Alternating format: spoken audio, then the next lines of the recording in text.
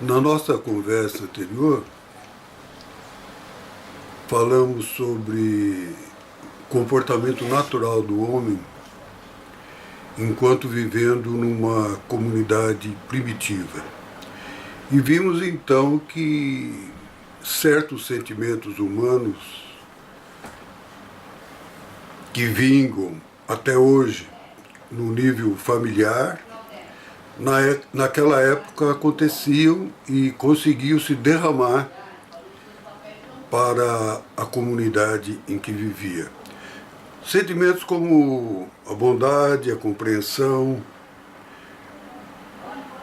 a piedade, o respeito e a solidariedade conseguiam então facilmente sair do âmbito familiar e acontecer entre as várias famílias que compunham esse grupo comunitário primitivo e simples, com pequena população.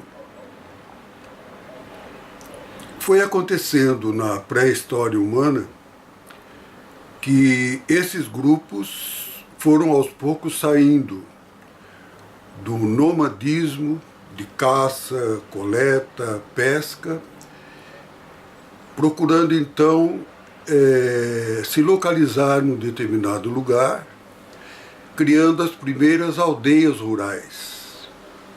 O que aconteceu com essas aldeias foi que a população aumentou um pouco. O homem saía da pesca e da caça e passava aos poucos para o pastoreio e para o cultivo de plantas. E então era necessária já uma cultura mais sofisticada de construção de divisas, construção de casas, né? Uma técnica de pastoreio, uma técnica de cultivo e assim por diante. Mas, mesmo nessas sociedades um pouco mais complexas, das primeiras aldeias rurais, esses sentimentos humanos familiares a que fizemos referência conseguiram ainda reunir as famílias que estavam reunidas nessas primeiras aldeias. O que orientou o homem nessa evolução pré-histórica? Foram esses sentimentos de coesão do grupo que manteve sempre a comunidade íntegra, sem transformações muito grandes. Que tipo de sentimentos havia além desses? Seriam todos sentimentos bons no sentido de coesão do grupo?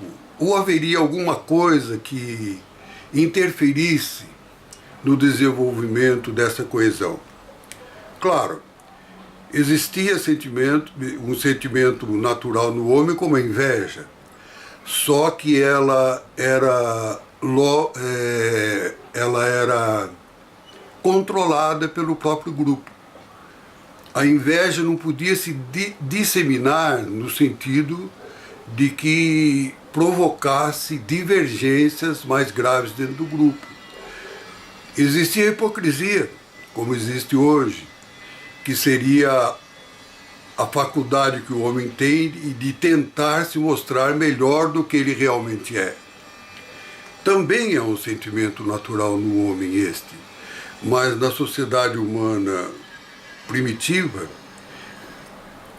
essa hipocrisia era também controlada, de modo que não provocasse nenhuma dissensão aguda dentro do grupo.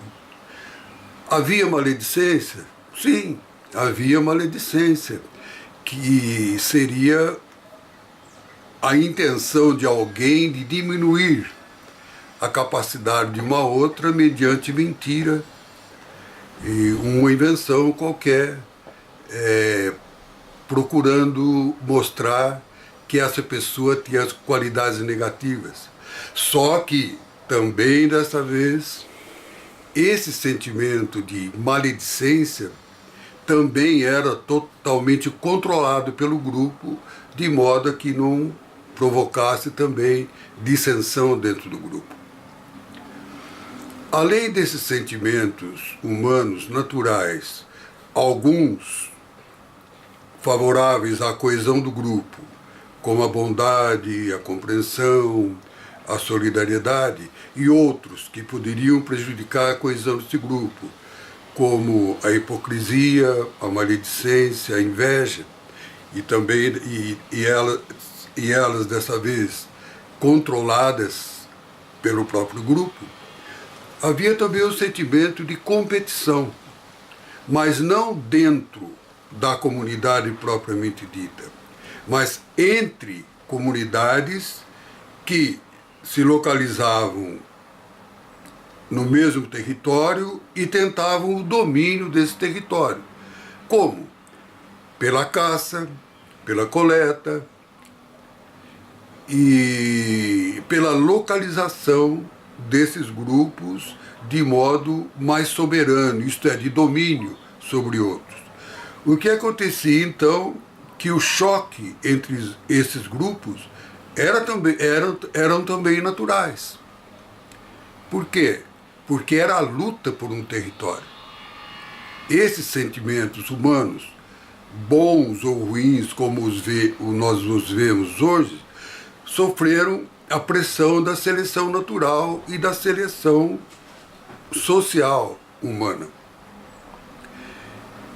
Então, nós temos que considerar hoje, na nossa conversa, exatamente esse sentimento de competição. Por que ele foi selecionado como bom durante o desenvolvimento humano pré-histórico?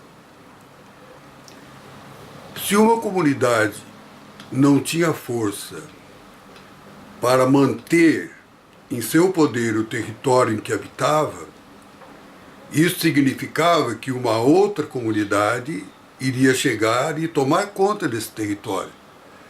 Essa comunidade que chegou e tomou conta do território se mostrou superior à outra, ou no aspecto cultural ou da força bruta, o que era mais comum, tudo ser resolvido pela força bruta, através de litígio de vida e morte entre as duas comunidades. Então houve seleção natural aí.